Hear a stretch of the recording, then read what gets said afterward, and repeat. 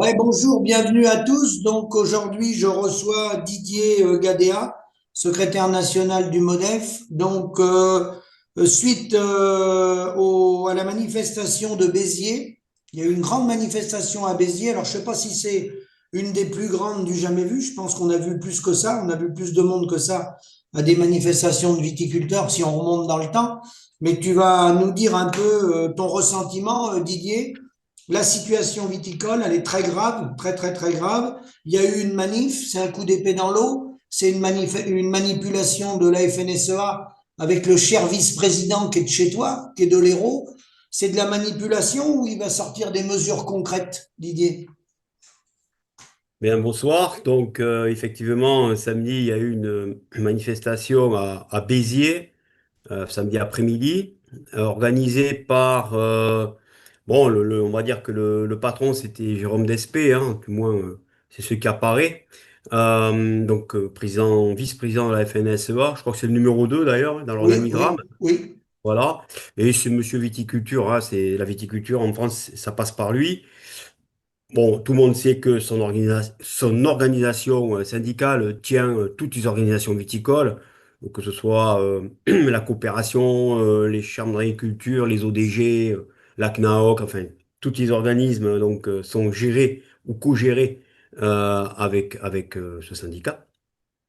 Donc effectivement, c'était un appel à manifester. Alors, euh, cet appel à manifester, moi j'ai reçu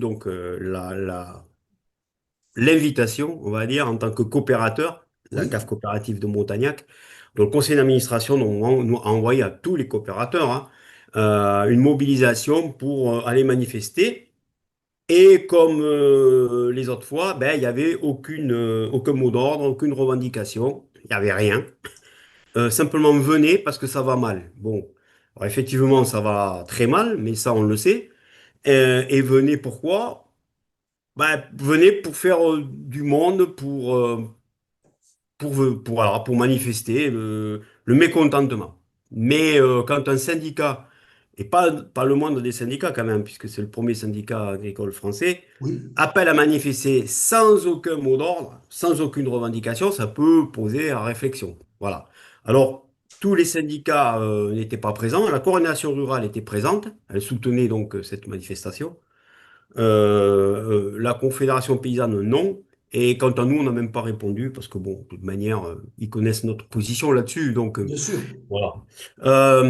Parce qu'aller manifester, alors, ceci dit, il n'y a pas de mot d'ordre, mais il y a comment dirais-je, des négociations euh, qui sont, on va dire, ouvertes entre le gouvernement et la FNSEA, hein, parce que les autres, ils comptent pas, hein.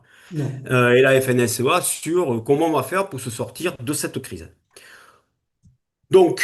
Alors, y avait-il du monde? Alors, oui, 4000 personnes, alors je dis personnes, Oui, parce qu'il n'y avait pas que les viticulteurs. oui, Donc, 4000 personnes d'après la police, 7000 d'après les organisateurs. Alors, bon, moi j'ai fait quelques manifs à Béziers pour les retraites, etc. Bon, je ne sais pas s'il y avait 4000, mais je peux te dire qu'il n'y avait pas 7000, ça c'est sûr.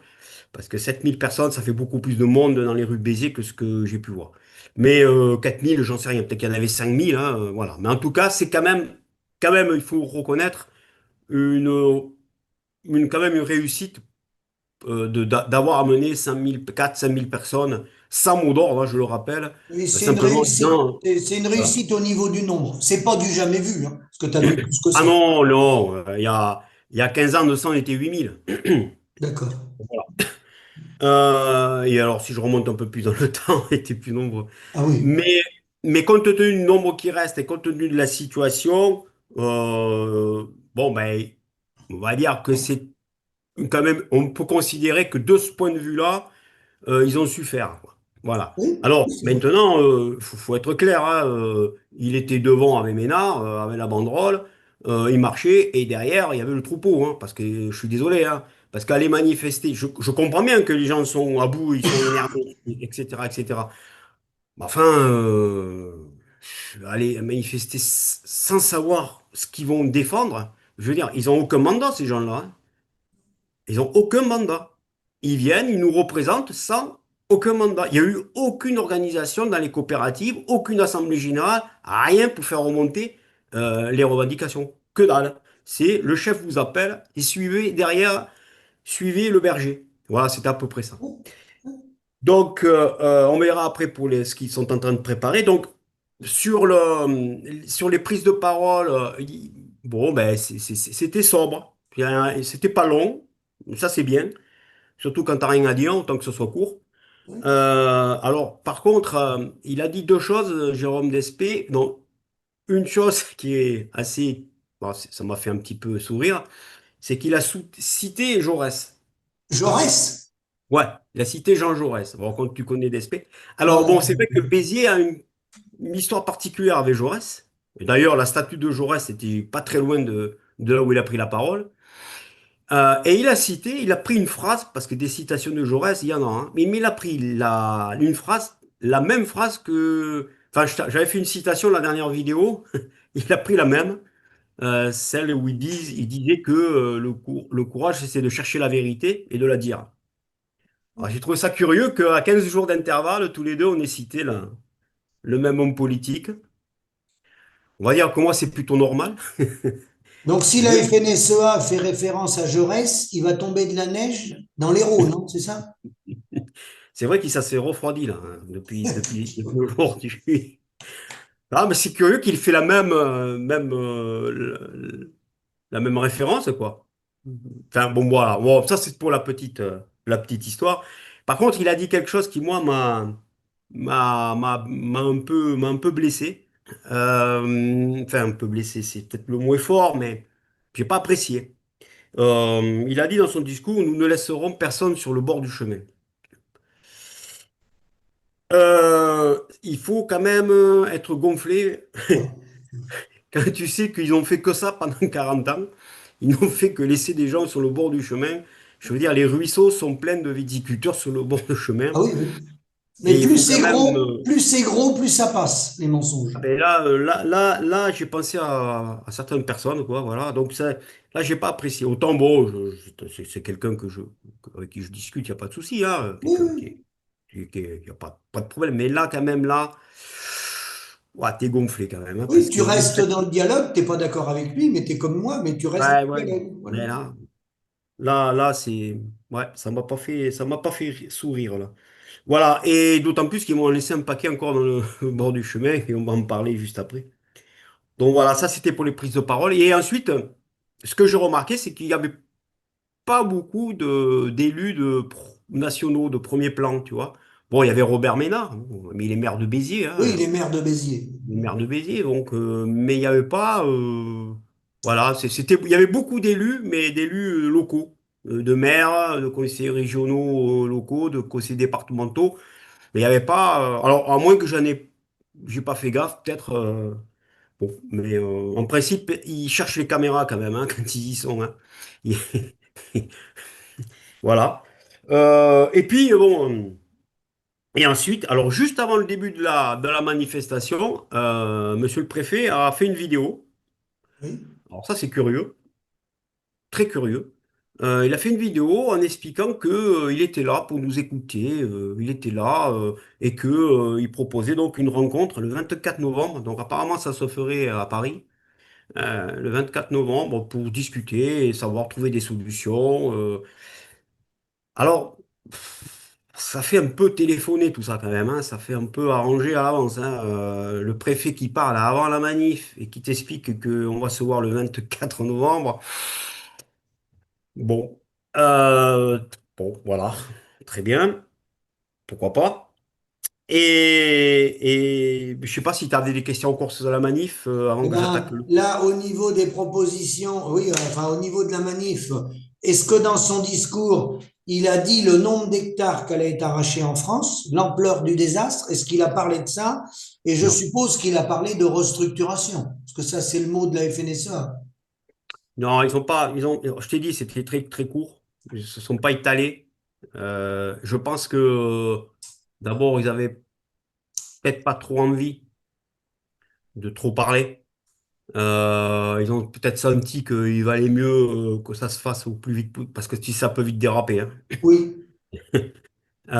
Et puis non, non, ils ont pas fait d'annonce, rien, hein. Le seul truc, c'est que, voilà, merci d'être venu et on va arranger tout ça entre nous, quoi, entre gens bien, quoi, à Paris, notamment, voilà. voilà. Donc oui, on sait tous qu'il va y avoir de l'arrachage, puisque j'ai regardé un petit peu les organisations syndicales, ce qu'elles proposaient, que ce soit les jeunes agriculteurs, la FNSEA, Coordination rurale, la Confédération paysanne, Oui, ils sont tous d'accord pour l'arrachage. Donc ils sont tous pour un arrachage. Euh, donc, dans l'esprit des vignerons, ça s'imprime, quoi.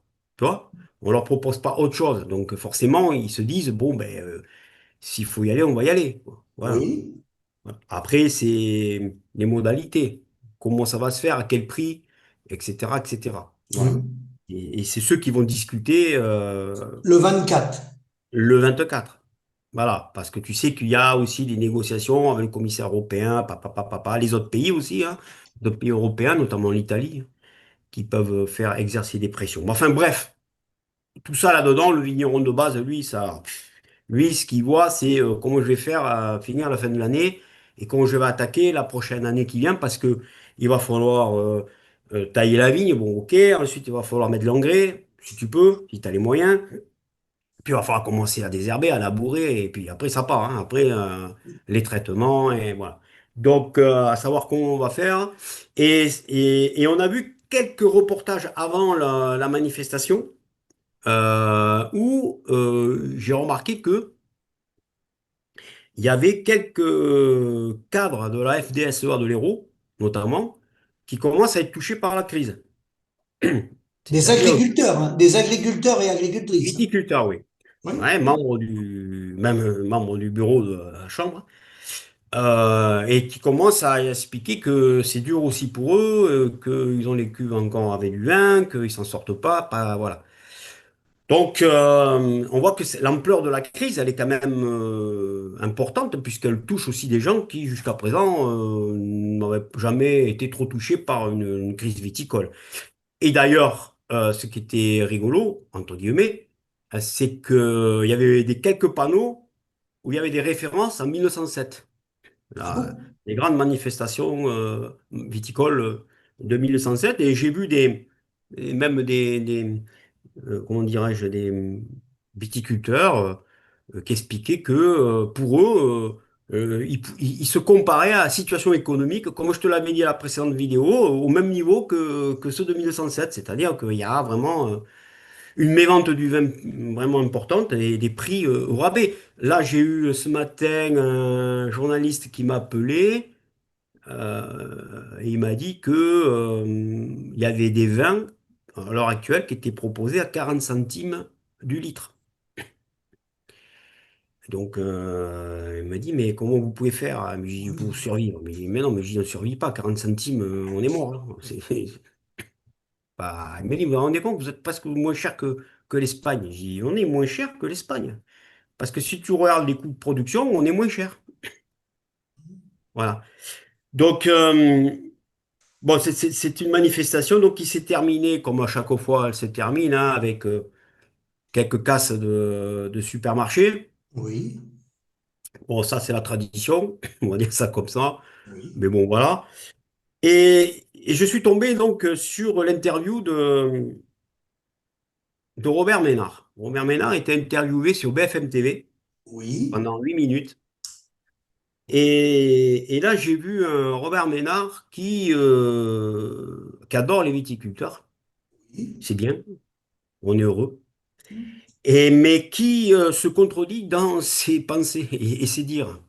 Et ça, c'est un peu plus gênant parce que il a commencé donc son interview en expliquant que vous rendez-vous compte, les vignerons à l'heure actuelle, ils vendent le vin à 50 centimes le litre, vous vous rendez compte, moins cher que de l'eau, c'est scandaleux. Enfin, tu connais le oui, personnage, hein. oui, Et donc, il a déblatéré comme ça, en expliquant que lui, il aimait les vignerons, que c'était des gens qui travaillaient beaucoup d'heures pour gagner pas beaucoup. Oui, pas gagner beaucoup. Oui, ça, ok. Et à la fin de son propos, le journaliste l'a rattrapé en lui disant, mais monsieur Ménard, 50 centimes du litre, certes, c'est pas énorme, mais peut-être, mais si on monte les prix, forcément, aux consommateurs, enfin, vous allez moins en vendre, ils vont moins en vendre, les vignerons. Alors peut-être qu'il faudrait baisser les coûts de production, baisser les charges sur les exploitations, et ça permettrait comme ça de dégager un petit bénéfice et s'en sortir. Et Robert Ménard dit, oui, oui, de toute manière, moi je suis un libéral, donc il n'y a pas de souci. Et la contradiction, elle est là. Et la contradiction, elle est entre un maire qui défend les vignerons et qui commence par fustiger le prix du vin qui est trop bas, à juste raison, et à la Oui, fin de son propos, qui valide le prix du vin à 50 centimes, il suffirait de baisser en fait les marges, enfin les pas les marges, charges. les charges. Alors, c'est doublement, enfin, d'abord c'est impossible, parce Bien sûr que non. à 50 centimes du litre, tu peux même les supprimer, hein, les charges, tu t'en sors pas. Mais non, bien sûr que non. euh, Puisqu'il nous faudrait 2 euros du litre à peu près pour vivre. Ouais. Et, euh, et ensuite, donc, c'est la fameuse politique, toujours la même, celle qui nous a conduit à cette situation, c'est-à-dire on baisse le coût du travail, on baisse, c'est la politique de l'offre. Tout à fait. C'est la politique de l'offre, voilà. Celle dans laquelle on est aujourd'hui. Et cette politique de l'offre, je suis allé chercher tout à l'heure. J'ai la genèse de cette histoire, où ça a Oui. commencé en France. Et ça a commencé en France en 1983, lorsque Mitterrand choisit. Pierre euh, Mauroy. non, Mitterrand, c'est-à-dire que, si tu veux, la rigueur. Voilà, quand on est arrivé à la rigueur, Oui. donc Pierre Mauroy, il le dégage. Tout à fait. Et donc, il met comme ministre de l'Agriculture un certain Michel Rocard. Tout à fait. Bon. Et ce monsieur Rocard, il a avec lui un conseiller qui s'appelle Henri Nallet. Oui. Henri Il a Nallet. été ensuite ministre de l'Agriculture. Et ce monsieur Henri Nallet, il a été pendant le début de sa carrière chargé de mission pour les affaires économiques de la FNSEA Bien sûr. avec Michel Debatisse. Oui. Ça doit te parler. Bah, bien sûr. Voilà. Et donc, à partir de là, ils prennent le tournant et Oui. ils partent sur la politique de l'offre. Et Oui. ensuite, à partir de là, ils vont modifier la PAC en 92. Je rappelle simplement, en 1992, nous étions 1 million de paysans encore. Oui. Et depuis, nous avons cette politique de l'offre, cette politique qui dit, ben voilà, il faut baisser le coût de travail, il faut baisser les coûts de production, il faut baisser, alors, supprimer les charges, tatati, tata.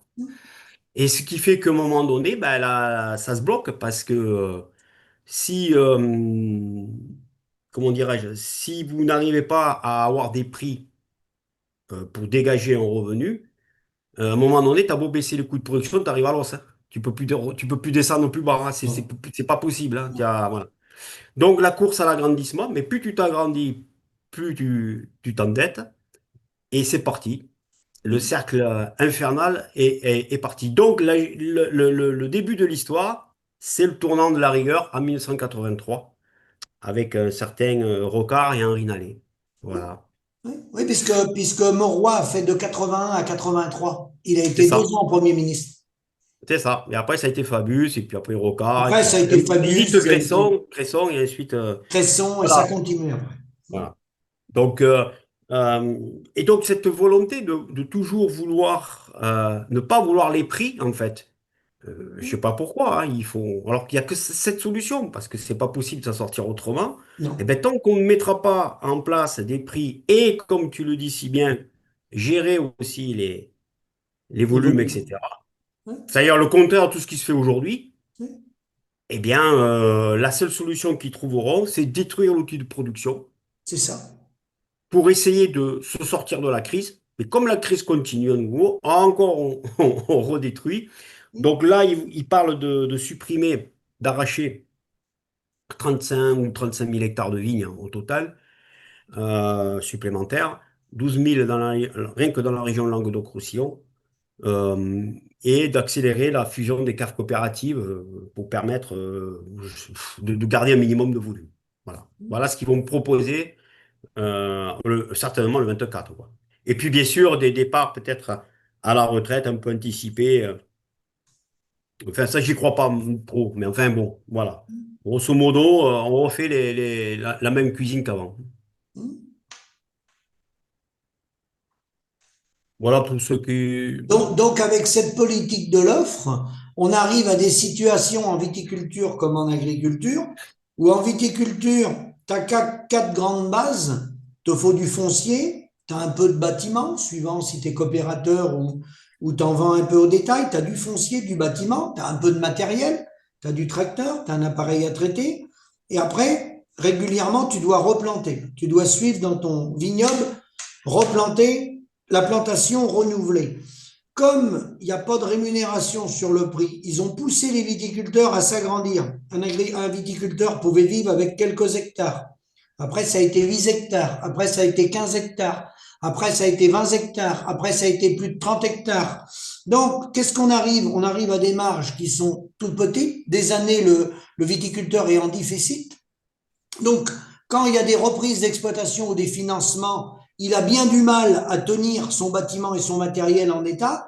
Le matériel peut être en leasing. Les plantations, des fois, il n'a plus les moyens de replanter. Et le foncier arrive des investisseurs dans les gros vignobles, des investisseurs qui viennent même placer de l'argent dans le foncier pour spéculer. Donc l'agriculteur qui, à l'origine, nos parents gérait le foncier de génération en génération, les bâtiments, le matériel, la plantation, on se trouve dépossédé par des gens de la finance parce qu'on est dans la politique de l'offre, alors que si on était dans la politique de la demande, on aurait des vignobles de moins de 10 hectares où les gars seraient capables de se financer leur foncier et tout le reste.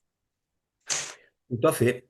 Et, dans les années, jusque dans les années 80, 90, c'est difficile à dater, hein, tous les vignerons avaient en réserve sur le compte en banque 1 à 2 récoltes d'avance. Oui, je savais ça. Ce qui leur permettait de, ouais, ben, quand il y avait un gel, une grêle, une C'est ça. difficulté, hop, bon, ils pompaient sur cette Oui, récolte d'avance, si tu veux, oui. de trésorerie, quoi. Aujourd'hui, ça n'existe plus, ça. Non. Terminé. Oui, Les parce que gars, dans la vigne, tu peux geler ou tu peux grêler. Et cette année-là, si tu n'as pas d'avance, ça y est, tu es mort tout de suite. voilà. Mais d'ailleurs, c'est ce qui s'est passé en 2021. En 2021, le 8 avril, on se prend une gelée, carabinée, comme on dit ici. Et donc, on a une réunion 2 jours après avec le ministre. C'était de Normandie à l'époque. Oui, Et j'ai assisté à la réunion. Au nom du MODEF, j'ai assisté à oui, la réunion. Voilà, il y avait tous les syndicats, il y avait Jérôme Despé, donc, et le ministre. oui, Et je les écoute parler tous. Et alors, tu te demandes si les gars, s'ils sont vraiment vignerons, quoi. Et ils commencent à dire, ouais, ben voilà, alors on va emprunter, on va reporter, on va... Mais j'ai dit, mais attendez, mais non, il faut pas reporter, il faut pas emprunter, il faut nous aider parce que on ne sait pas l'année après ce qu'on va avoir, quoi. Tu peux. Et donc, je leur avais dit, mais vous savez pas ce qu'on peut avoir. Bon, alors en 2022, ça s'est passé plus ou moins bien, mais alors en 2023, bam, à nouveau, on s'est repris une sécheresse. Ce qui fait que les gars qui avaient fait des emprunts en 2021, oui, eh ben, à nouveau, en 2023, ils se sont fait oui, secoués, ils n'ont pas pu rembourser, donc ils ont fait encore des emprunts. Et tu as à l'heure actuelle des viticulteurs qui sont encroumés à cause des PGE, à cause des prêts garantis par l'État, quoi. oui, Ils s'en sortent pas, hein. Parce que voilà, parce que c'était pas d'emprunt qu'on avait besoin, c'était pas de report qu'on avait besoin, c'était vraiment d'une aide conséquente. Alors, ils nous ont fait le coup du milliard à l'époque, oui, 1 milliard, 1 milliard. Bon, déjà, ils avaient triché parce qu'ils avaient, dans le milliard, ils avaient déjà mis ce qui était prévu pour l'année, le CM20. oui, Donc, en fait, il fallait retrancher 300 millions d'euros à peu près. oui, Voilà. Et ensuite, 1 milliard, mais qu'il fallait partager par l'ensemble de tous les agriculteurs, donc arboriculteurs, oui, maraîchers. oui, Donc, ça nous faisait que dalle, quoi. On n'a rien vu. Moi, je vais te dire combien j'ai touché, parce que j'ai pas honte de le dire, hein. Euh, j'ai touché par hecto perdu 12 euros.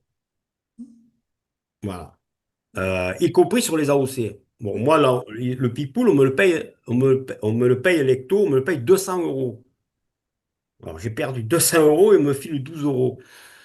Parce que voilà, une enveloppe, après, il a oui, divise par le. Voilà, donc voilà. Et nous, on avait manifesté, on avait dit, mais non, c'est pas comme ça qu'il faut faire. Vous partez sur une enveloppe, pour la distribuer. Non, il faut partir des besoins et faire remonter les besoins pour savoir ce que les agriculteurs, à quoi ils sont confrontés.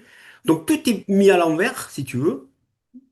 Et donc, en 2021, les gars qui sont allés aux emprunts en 2021, bah aujourd'hui, ils se retrouvent avec cet emprunt à payer, ils ne peuvent pas le payer. Non, non. Quand tu es comme ça, tu n'as pas de trésorerie et que tu es en difficulté, et en plus, on te rabâche matin, midi et soir qu'il y a des problèmes climatiques. Donc, dans ces conditions-là, emprunter, c'est partir beaucoup à l'aventure, quoi. Voilà. En tout cas, moi, je ne l'ai pas fait. Et la conséquence de tout ça vient de la politique de l'offre, alors qu'il faudrait une politique de la demande avec une gestion des volumes. Et dans Tout cette à fait. politique de l'offre, dans le vin comme dans le reste des autres productions, vous êtes soumis au marché. Donc on va dire, faut être compétitif. Il y a les Italiens, il y a les Espagnols. Alors tous ceux qui parlent de ça, du libre échange, hein, que nous on combat, puisqu'on est pour la coopération entre les États, la charte de la Havane, le libre échange, il peut pas fonctionner. Parce qu'il y a le problème de la monnaie, suivant les continents. Il y en a qui font des dévaluations monétaires. Nous, on ne peut pas en faire.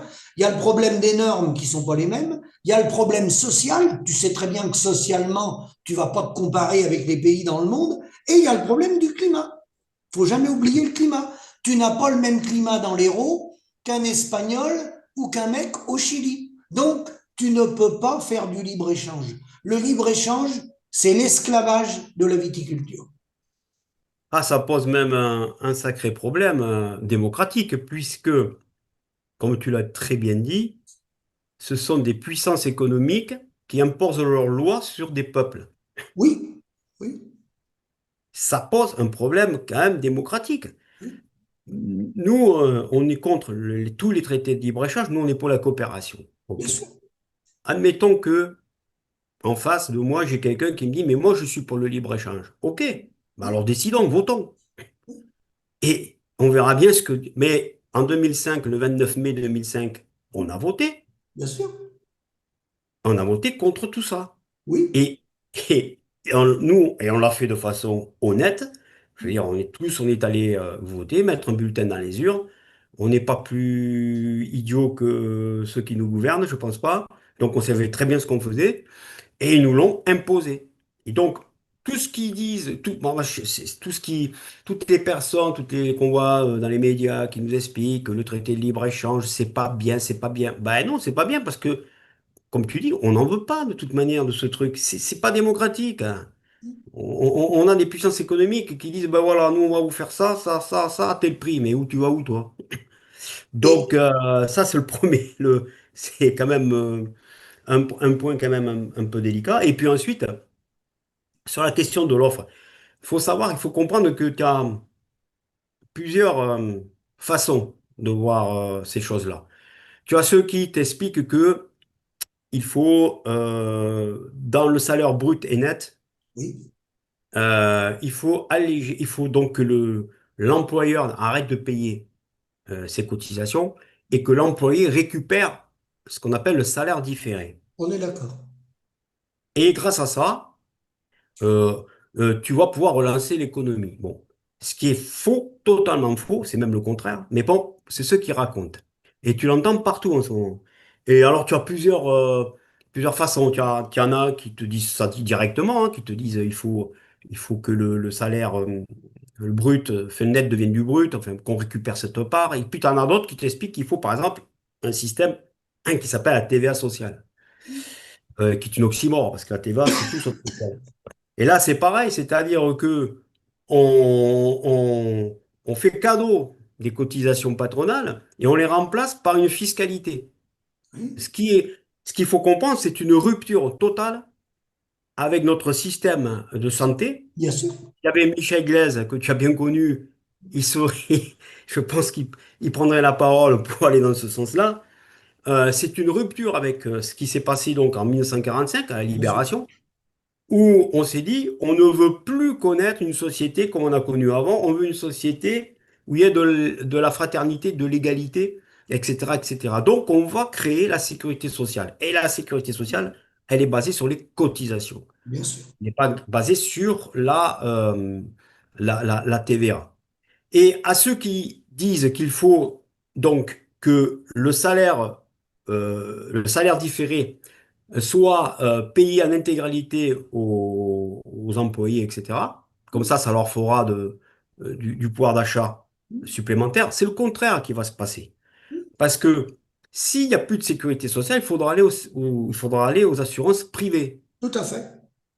Alors, à moins que tu ne veuilles pas de retraite et pas être soigné. C'est ça. Voilà. Mais comme ça ne va pas être le cas, tu vas être obligé de t'assurer. Et ça va te coûter 2 fois plus cher. Parce que les privés, eux, ils sont plus chers. Et pour être moins bien soignés, ouais, Ah bah, bien généralement. sûr. Donc, Bien sûr, voilà. mais Michel Glaise l'expliquait très bien, la sécurité sociale, tu cotises suivant tes moyens, tu reçois suivant tes besoins. Et Tout à fait. C'est le principe de base, hein. ouais, le taux de retour de la sécurité sociale, c'est le meilleur taux de retour qui puisse exister au monde. Si tu pars Tout dans à du fait. privé, le retour, de toute façon, il sera en défaveur des assurés. Et tu vois, les gens qui disent euh, que faut arrêter les cotisations et les mettre sur le salaire de l'employé. Si tu prends une durée moyenne de vie au-delà de l'âge de la retraite, hein, au-delà, si tu prends une espérance de vie moyenne de 20 ans au-delà de la retraite, je suis à peu Oui. près dans les clous, hein. Les hommes vivent un peu moins longtemps que les femmes, hein. Les retraites moyennes en France, pas des paysans, elles sont autour de 1 550 € net mensuel. Pas les paysans, on est en dessous un peu. Mm. Ça fait 372 000 €. Ceux qui disent qu'il faut changer le système social, ben, on y va. Chacun se fait sa retraite, hein. Une espérance de vie moyenne de 20 ans, ça fait 372 000 €. Tu connais beaucoup de gens qui mettent 372 000 € de côté, toi? Oh non, Non. pas autour de moi. Non, non, mais voilà.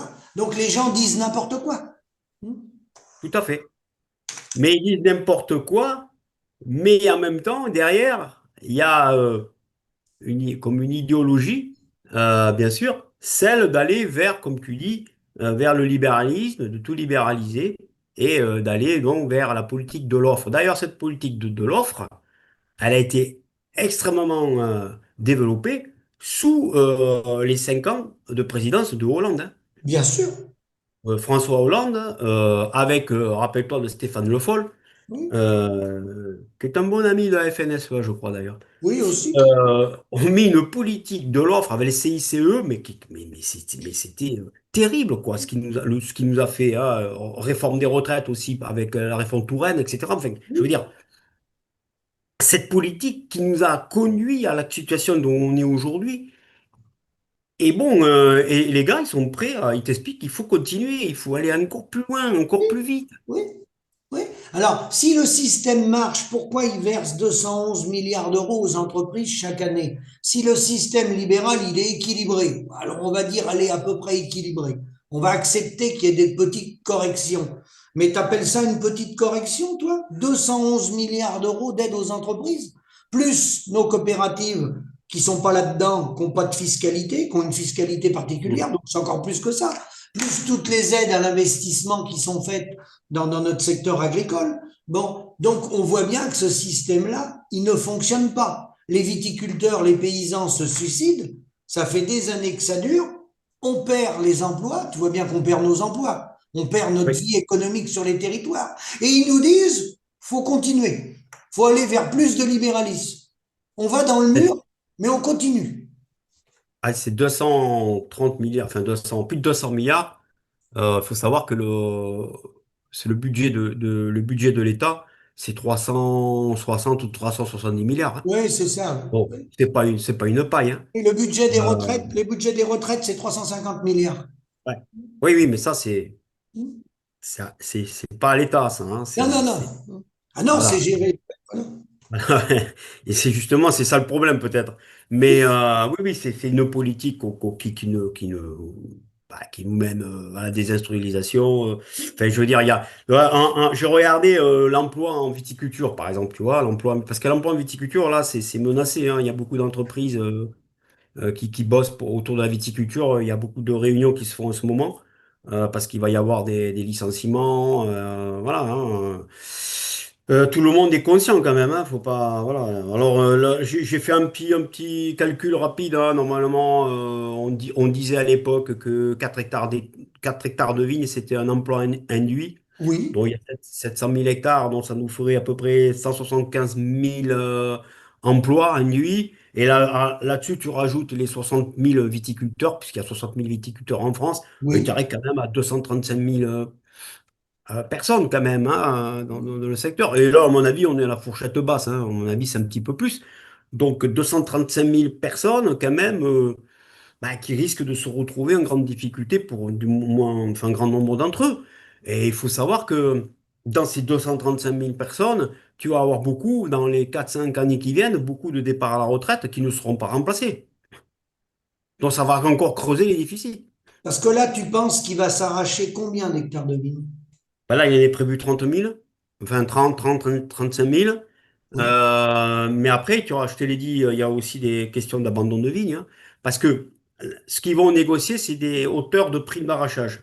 Bon, si les primes sont au-dessus de 5 000 euros, oui, euh, ça arrachera. oui, Si elles sont, comme ceux de l'année dernière, autour des 4 000 euros, oui. 4 000 euros, tu gagnes pas un sou. Donc tu t'en vas avec une main devant, une main derrière. Donc, pour donner un ordre d'idée, hein, il y a 30 ans de ça, elles étaient à 12 000 balles. Hein. Donc, À 12 000 balles? ouais, l'équivalent de 12 000 euros, hein, pas Ah 12 000, mais oui, l'équivalent de 12 000 euros d'aujourd'hui. oui, Ouais. Ouais. d'accord, d'accord. Ouais. Donc, tu vois un peu la différence. Donc, il risque de s'arracher 30 000 hectares, mais il s'en est déjà arraché 30 000 l'année dernière, ce qui fait quand même 60 000 hectares. C'est l'équivalent d'un département comme le Gard, hein, Ah oui, en quand moyenne. même. Ah ben ouais. Et puis tout ce qui va être abandonné, quoi. Donc, je te dis, il y a des entreprises en ce moment, parce que nous, bien sûr, on en connaît toujours des gens qui travaillent dans telle entreprise qui fait ceci, telle entreprise qui fait cela. Bon, des grosses boîtes, hein, en ce moment, il va y avoir le Cité-Vie, là, dans 7-8 jours, à Montpellier. Ça va être la soupe à la grimace, hein. Pour les ventes de matériel, les ventes de phyto et tout, tout va être. Parce que d'habitude, c'est comme c'est dans ces grandes foires, il y a des mecs qui viennent, ils boivent un coup, on leur fait signer des contrats. Oui. D'achat, etc. Là, à mon avis, il va pas y avoir grand-chose comme Auchan, hein. Donc, ils sont en train aussi de réaliser et de faire des plans de restructuration. Donc, les plans de restructuration, Oui, une énième restructuration. Moi, j'ai pratiquement connu que ça hein, depuis que j'ai débuté dans la profession. Restructuration, bien sûr, qui ne changera pas grand-chose puisque le problème, il est pas au niveau de la restructuration, le problème est au niveau au niveau du prix du vin, quoi. Voilà.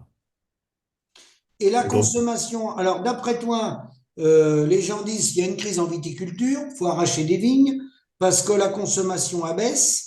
Toi, tu me dis que la crise, elle est là depuis 2015. Est-ce que selon toi, la libéralisation des droits de plantation, ça jouait un rôle important dans la crise viticole ou c'est que de la faute des Français qui voudraient plus boire de vin? C'est quoi la raison?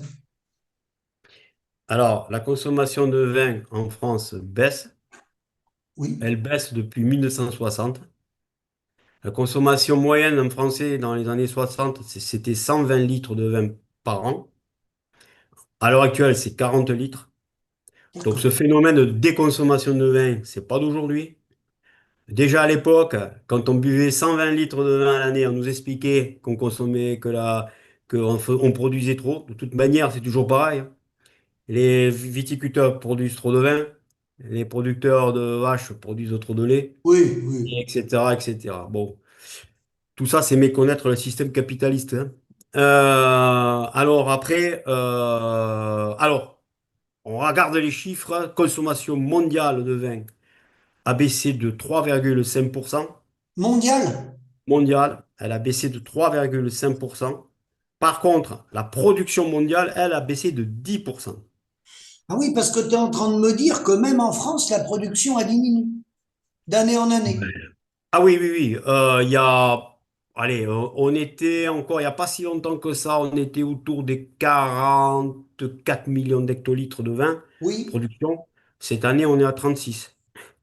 Et l'Italie est à 45? 45, je crois, un truc comme ça, ouais. Oui, je crois. Voilà. Et l'Espagne à 30. Donc, non, non, ce sont des phénomènes qui sont chiffrés. Hein. Je veux dire, la production mondiale diminue, alors dû à différents aléas climatiques, etc. Enfin, elle diminue. de 10%, c'est-à-dire 3 fois plus que la consommation. Donc, peut pas parler trop de, enfin, faut pas aller trop sur ce terrain-là parce que, Donc ça veut dire qu'au niveau mondial, alors c'est pas qu'il se boit moins d'alcool, il doit se boire moins de vin. Les gens prennent d'autres alcools, c'est ça? oui, ce qu'on remarque notamment en France, hein, consommation plus importante d'alcool et moins de vin, euh, plutôt des bières, des choses comme Oui, ça, oui, et plus aussi consommation aussi qui n'existait pas dans les années 60 de stupéfiants aussi, parce oui. que voilà. Et on en arrive à des choses quand même assez, bon voilà, moi j'ai vu le dernier, le PDG d'EDF qui a expliqué qu'il interdisait, il voulait interdire totalement l'alcool dans son entreprise. C'est-à-dire plus de pots de départ, plus de... Voilà, terminé. Donc, c'est sûr qu'on passe, on est en train de changer de société à ce niveau-là. Mais néanmoins, nous qui faisons des fêtes l'été, qui recevons dans nos caves coopératives, on reçoit donc des touristes, etc. Pas mal, hein, parce que moi j'ai une région très touristique. Les gars, ils sucent pas des glaçons, hein. Tu leur proposes du pinard, ils en boivent, hein.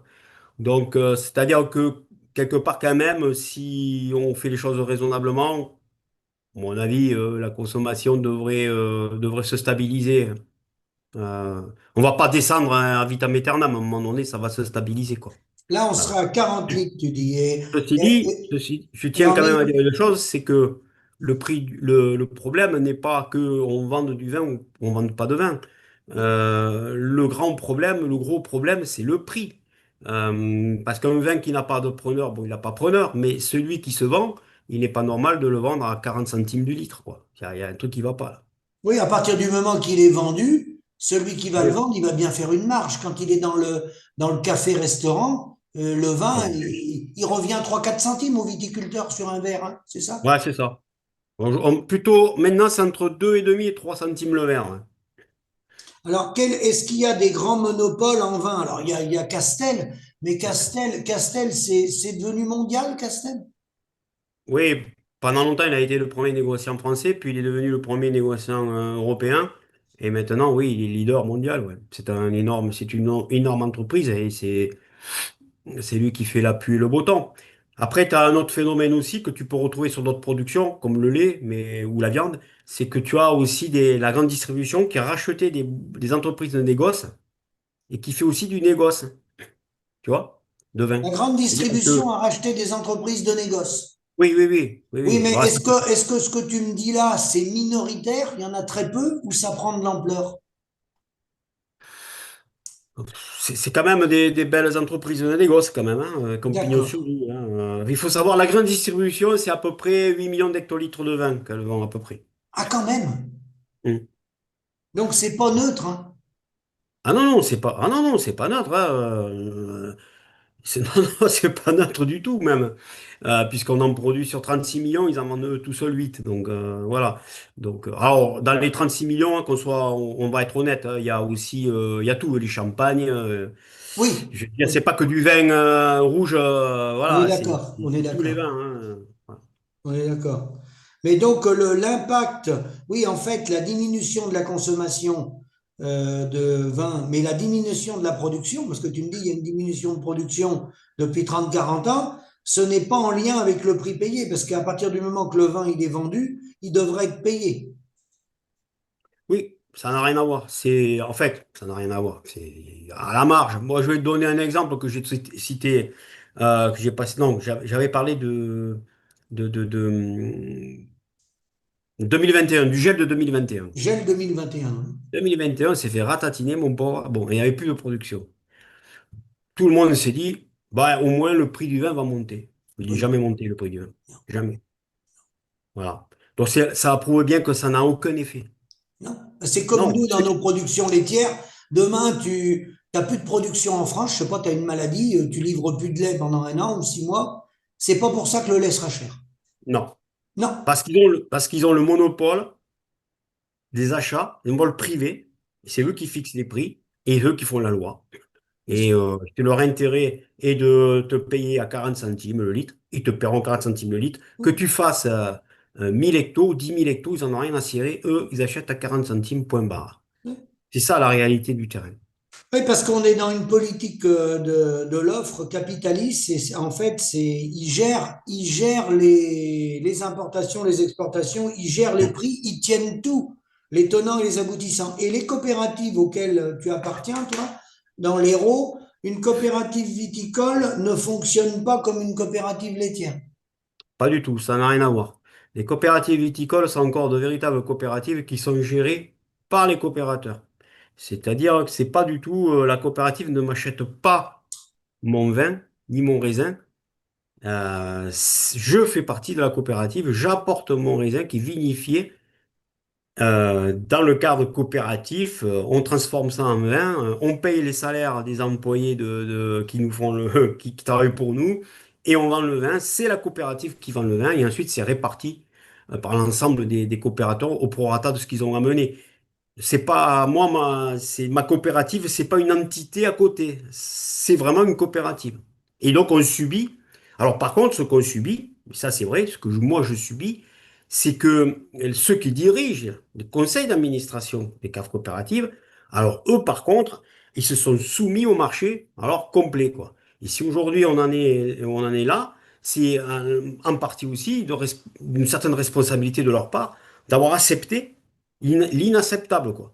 Parce que je rappelle quand même que les coopératives en 1901, quand elles ont été créées, c'était justement pour ne pas se soumettre au marché. Tout à fait. Justement, et d'ailleurs, à l'entrée de la première cave coopérative à Maraussan, c'est écrit vigneron libre. Donc c'est ça, ça va un sens. Aujourd'hui, c'est complètement le contraire. On est complètement attaché, soumis au marché. Et c'est pour ça qu'on se trouve dans en partie dans cette panade, quoi. Et est-ce qu'il y a une dérive, comme dans d'autres coopératives qu'on connaît, hein, gérées par la FNSEA, bien sûr, tu sais qu'elles le sont gérées par la FNSEA, où il y a de moins en moins de personnel sur le terrain pour vinifier le vin, pour faire le boulot, je dirais, plus manuel, et une concentration des gens dans les bureaux. Est-ce que vous avez ce phénomène-là dans le vin aussi? Oui, tout à fait. C'est-à-dire que on a de moins en moins d'ouvriers Oui, qui travaillent dans les cuves, parce que les coopératives elles sont en deux parties. Il y a la partie production et ensuite la partie administrative. Dans la oui, partie production, on voit les ouvriers diminuer, on leur enlève aussi des droits, parce que bon, il y a une promotion collective relativement intéressante, surtout pendant la vendange, où tu peux travailler la nuit, tu es mieux payé, etc. oui. Donc tout ça, ça a été plus ou moins mis à mal. Enfin voilà. Et de l'autre côté, on a une administration qui s'accroît parce que il y a des demandes justement de la part du marché, comme le HVE, la haute valeur environnementale, une suivi aussi des demandes de l'Europe, des suivis au niveau des parcelles, etc., qui fait que ça augmente la charge de travail sur la partie administrative qu'on n'avait pas avant et qui ne sert strictement à rien, hein, si, à part nous emmerder, quoi. Mais ça, bon, ok. Et ce que je constate, moi, c'est qu'effectivement, il y a cette part donc, administrative augmente, elle augmente en nombre et en valeur. C'est-à-dire que les nouveaux qui arrivent, ils arrivent avec un statut de cadre. Alors Oui, qu'avant, tu rentrais avec un statut, bon, ben voilà, oui. on va dire, en tout cas pas de cadre, quoi. Et avec, bien sûr, la rémunération qui va avec.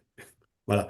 Donc, pour faire simple, les ouvriers, on les met dehors et on les remplace. Enfin, on les remplace pas, mais à la place, on prend des gens qui coûtent plus cher, mais qui sont pas productifs. Qui sont dans les bureaux. Oui, eh Oui, oui. mais Non, dans mais les bureaux, non, mais tu peux être dans un bureau et être productif. Par exemple, celui qui fait les salaires, oui, celui oui, qui... oui, on est d'accord. En faux dans les bureaux, faut de tout, faut de tout. Voilà, Mais voilà. Là, ils si sont pas du tout productifs, hein, pas du tout, hein. non, mais si tu as plus de gens dans les bureaux et moins à faire la vinification du vin et à travailler dans les... Ceux qui sont dans les bureaux, ils peuvent pas faire le vin. Non, ah non, ils sont pas, ils savent pas. Faut bien qu'il y ait des ouvriers. Ah oui. Bon. Et des ouvriers qualifiés. Et donc, suite à cette crise viticole, là, alors toi, j'ai découvert avec toi que je ne pensais pas qu'il y avait une diminution de la production. Ça veut dire que la production par hecto, moi je vois à côté de chez moi, là, bon, j'ai des chiffres en tête, hein, il y en a, ils font 80 hecto-hectares, mais on voit de tout. Hein. Dans des appellations, il y en a, ils font que 20 hecto, hein, hectares, hein, on voit de tout. Mais dans les propositions, quelles propositions, vous, au niveau du MODEF? Bon, ben, vous êtes pour la politique de la demande, évidemment, mais concrètement, là, dans l'urgence, tu vas proposer quoi au ministre de l'Agriculture, toi, Didier? Bah, en fait, nous, déjà, on s'oppose à l'arrachage. Hein. Parce que il prévoit quand même 230 millions d'euros, une enveloppe de 230 millions d'euros pour arracher et fusionner les caves. Et 230 fusionner les millions d'euros. caves. Oui, oui, oui, ils veulent fusionner les caves parce qu'il y a des 20 à peu près 20%, 20-25% des caves qui sont en difficulté. Donc, les regrouper pour pas qu'elles coulent, quoi, etc., etc. La CM20, c'est 290 millions d'euros. Donc, ils sont prêts à remettre autant d'argent que l'OCM20, mais pour détruire le vignoble. Nous, on dit, on n'arrache pas, on n'arrache pas. Par contre, ce qu'on devrait faire, c'est prendre cet argent et en demander un peu plus. Nous, on partirait sur une enveloppe de 600 millions d'euros Oui. pour arracher des vignes, mais les replanter avec des cépages résistants. Pour deux raisons. La première, c'est que on utiliserait moins de pesticides, On est d'accord? ce qui serait, on va dire, dans l'air du temps. Oui, je suis d'accord. Et deuxièmement, bah, ça nous ferait des économies. Parce que les traitements, je te dis pas combien ça vaut. Bah, plus on nous enlève des phytos, D'accord. Donc moins, plus ces tu phytos. mettrais des cépages plus résistants pour traiter moins, ce qui va dans le sens des attentes sociétales. Oui, d'une part. Et d'autre part, un aspect économique aussi, parce que bon, il faut savoir qu'un traitement, tu fais 7 traitements à la vigne, c'est minimum 800 euros l'hectare hein, par an. Hein. 800 € Donc, de l'hectare avec 7 traitements à peu près. ouais, à peu près. Ouais. Mais il y a des années, vous passez 12 à 15 fois, non?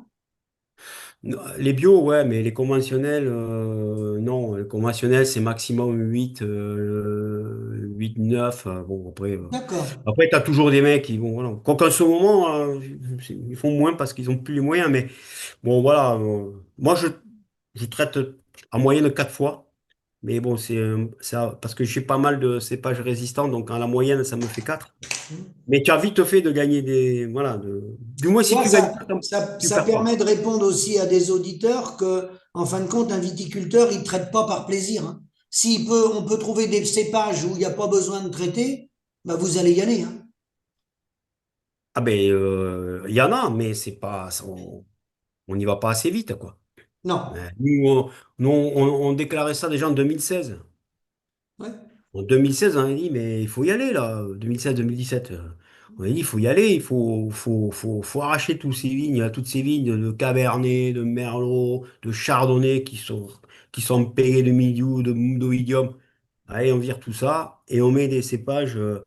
Où tu n'as pas besoin de traiter ou pratiquement pas. Donc, ce qui va avoir quand même un effet quand même, voilà. Et en plus, ton pulvé, tu le laisses à la maison, il te coûte encore moins cher. Donc, tu as tout à gagner. Mais attention, ce que je t'ai dit au début, le problème, c'est que les conseils d'administration des caves s'étant soumis au marché et au désir du marché, le marché français ne veut pas de cépages résistants parce qu'il a construit toutes ces marques, etc., sur des merlots, des cabernets et des chardonnays. Et donc, ils ne poussent pas à la plantation. Et nous, on se dit, ben non, c'est le contraire. Il faut qu'il y ait une volonté politique d'imposer et au marché, en disant, non, non, on va planter, là, on va planter 30 000 hectares de cépages résistants, point barre. Voilà, c'est comme ça. Et on va aider les viticulteurs à aller vers ces plantations de cépages vertueux. Voilà. Et dans le proposition, bien sûr, le prix rémunérateur, où il n'y aurait pas besoin d'agrandir les vignobles, on pourrait garder des vignobles à taille humaine et Mm. on recréerait de l'emploi et du dynamisme dans les territoires. Ah, tout à fait. Si on avait un prix du vin, alors bien sûr, c'est toujours pareil, hein. Si tu augmentes le prix du vin, si tu passes à 2 euros le litre, tu vas avoir des petits malins qui se disent, eh ben, moi, j'ai de l'argent, je vais acheter beaucoup de surface et comme ça, je vais me gaver. Non, ça, il faut pas. Si on met des prix garantis par l'État, il faut que aussi en face, il y ait une régulation et en disant, ben non, tu ne peux pas avoir plus que ce que tu as là et c'est largement suffisant pour que tu vives, donc il n'y a pas besoin de t'agrandir et de prendre chez le voisin. Parce que c'est ça le Oui, truc. Au contraire, il faut inciter des jeunes à venir s'installer pour redynamiser aussi les villages, etc., etc., etc. Et l'économie. Moi, j'ai calculé avec à 2 euros du litre, j'ai calculé que quelqu'un qui a 5 hectares, hein, il vit. Voilà. Et 5 hectares, il fait tout seul. Oui, tout seul. Mais bon, voilà, aujourd'hui, tu as des exploitations, comme tu l'as dit, comme 30 hectares. Et comme ils ne peuvent pas faire tout seul, ils font venir des entreprises pour tailler la vigne, où tu as 15-20 personnes qui viennent tailler, ou ils ne savent même pas tailler d'ailleurs, qui sont payés au lance-pierre. Tu ne sais même pas si tout est déclaré d'ailleurs. Enfin, c'est du n'importe quoi. Là, C'est ils du... prennent des gens pour les effeuillages. Je vois bien chez moi, c'est des Bulgares. Les Ouais. effeuillages, les vendanges, le Ouais. taillage. Ouais, la taille, ouais. Voilà, donc oui, oui, tout ça, tout dépend du prix. Si le prix de vin et du vin est au niveau, il n'y a pas de problème. Si ensuite tu fais en sorte que ta production soit le plus vertueux possible, le moins de pesticides possible, ça te fait aussi un coût en moins.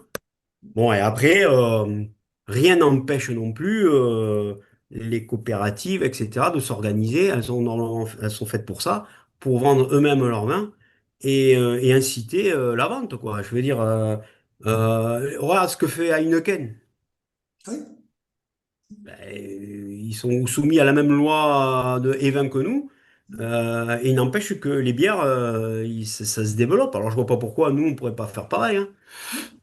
oui, Voilà. oui. Oui, parce que la viticulture, c'est tous les emplois derrière.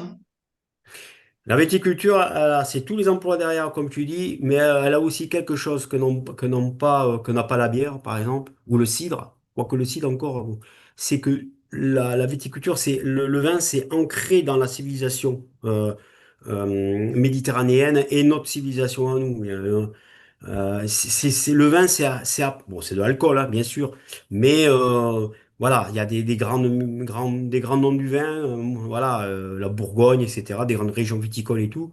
Il y a une culture autour du Une vin. culture, un savoir-faire, et c'est des Voilà. emplois non délocalisables. Tu es d'accord? Ah, ça oui, ça tu peux pas les délocaliser, hein. Ça, c'est impossible. Et tu as un savoir-faire, tu as raison, hein, les tonneliers, par exemple. Enfin, c'est un savoir-faire ouais, qui est vraiment ancré dans notre pays, quoi. Ça serait dommage que tout ça parte en fumée, quoi.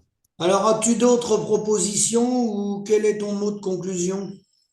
Non, mais il y a d'autres propositions. Mais après, là, sur la crise, bon, mais tu as toujours les mêmes choses, hein, des aides au niveau de Oui, ça TFL, va être des aides, des pansements. des trucs comme ça. Après, il faut voir sur du plus long terme. Et c'est ce fameux long terme qui n'existe pas dans la profession. Parce qu'encore une fois, on a tout délégué au marché. On donne notre avenir aux négociants. Voilà, je me répète, mais c'est la réalité. Moi, en 2015, je vais te dire, la crise, je l'ai vue arriver en 2015. Tu vois? Et pourtant, je ne lis pas la boule de cristal, hein. Mais je l'ai vue sur un fait. Quand ils ont supprimé les droits de plantation et que j'ai vu les vignerons qui ne bougeaient pas une oreille, qui défendaient pas leurs droits, parce qu'ils se soumettaient à la loi du marché. Et je me suis dit là, là on va prendre un plouf, quoi. On va prendre un plouf. Et c'est ce qui est arrivé, hein. Je me rappelle d'une commission viticole, on avait fait ça à Baume de Venise, où on avait alerté, on avait dit attention, si vous faites ça, dans 5-6 ans, on est en pleine crise. Ben regarde, ça y est, on y est, hein.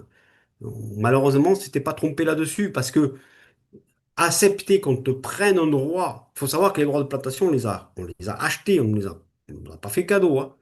Donc maintenant, ça vaut plus rien, on n'en a plus. Donc c'est réglé. Et quand tu vois que la coopération, les chambres d'agriculture, les différentes appellations, ils n'ont pas bougé, ils n'ont rien dit. Et là, tu te dis, c'est pas bon, quoi. La soumission est totale. Donc Donc, voilà. c'est bien le libéralisme, une fois de plus, qui nous emmène dans le mur. À nous, ils nous amènent dans le mur, hein. Ouais, ça, c'est clair, hein. Mais il y aurait possibilité, tu sais, de sortir de ce truc, de vraiment prendre une autre direction, tu vois. Il y a la possibilité, on a tout ce qu'il faut pour le faire, mais il n'y a pas de volonté de la profession, de ceux qui nous représentent de le faire. Au contraire, il y a une volonté encore de se soumettre à nouveau. De se soumettre et de réduire le nombre de viticulteurs et de faire grossir les vignobles. Voilà, pensant qu'eux, ils vont s'en sortir. Ouais. Ils sont en train d'automatiser dans les vignes pour qu'un viticulteur fasse plus d'hectares. Ils sont là-dessus. Ouais, ouais, ils sont en train de regarder pour des robots, etc. Ben, tu as le même chose avec le robot de Oui, traite oui, chez oui, nous. oui, Ben, nous, c'est pareil, ils préparent ils font des tracteurs robots, enfin, machin, qui pourront labourer toute la nuit. Alors que c'est pas ça, c'est pas ça l'avenir, quoi. L'avenir, c'est qu'on te paye le vin, quoi. oui. Bah oui, ça va pas résoudre le problème, hein. Et en plus, à force de virer du personnel du monde, à force de mettre les ouvriers dehors, les paysans à la rue, etc., il n'y aura plus personne pour acheter le vin, hein. Mais il y aura des gens pour fabriquer les robots. Peut-être, hein. Il y a peut-être Elon Musk. Voilà. Donc, ton mot de la fin, Didier, Ouais, c'est tout. J'ai jamais assez dit. t'en as assez dit pour cette fois-ci. Ouais, ouais. Et puis, tu redonneras les détails des négociations, puisqu'il y a la réunion, comme tu l'as dit, là, fin novembre. Mais ça va être encore des mesurettes et un énième plan, hein. Mais Ouais. on va pas travailler sur le fond. On va pas travailler sur le fond. Non, ils sont pas là pour ça. Non. Ils ont pas été formés non plus pour ça et ils sont pas gardés à la place où ils sont pour ça, quoi. Ils sont vraiment, voilà, ils vont y aller, quoi. Ils vont y aller, quoi. Voilà.